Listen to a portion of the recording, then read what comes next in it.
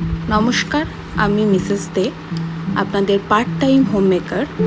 আজকে আপনাদের জন্য আমি নিয়ে এসেছি সাবু মাখা recipe without any sugar or jaggery powder.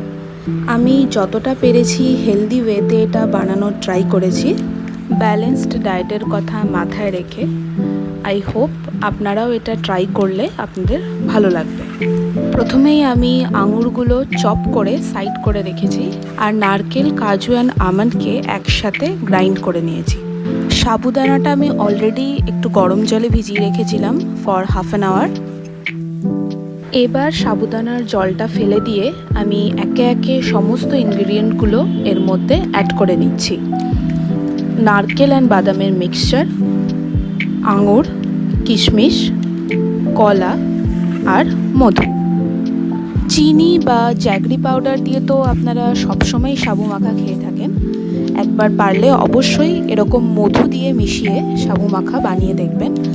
ফ্লেভারটা কমপ্লিটলি ডিফারেন্ট হয়, যেটা আশা করছি আপনাদের খুব ভালো লাগবে। আর এটা বিশেষ করে সুগার পেশেন্টদের জন্য হেল্পফুল হবে। এবার এটা ভালো করে মাখিয়ে নিতে হবে, যাতে সমস্ত ইনগ্রিডিয়েন্টগুলো ভালোভাবে মিশে যায়। আপনারা চাইলে এরকম ড্রাই সাবু মাখাও খেতে পারেন, এটাও খেতে খুব ভালো লাগবে। কিন্তু আমি প্রেফার করি একটু চিল্ড মিল্ক অ্যাড করতে এর সাথে। গরমের দিনে ঠান্ডা ঠান্ডা সাবু মাখা খেতে কার না ভালো লাগে। আমি এখানে ডায়েটের কথা মাথায় রেখে ডাবল টোন্ড মিল্ক ইউজ করেছি।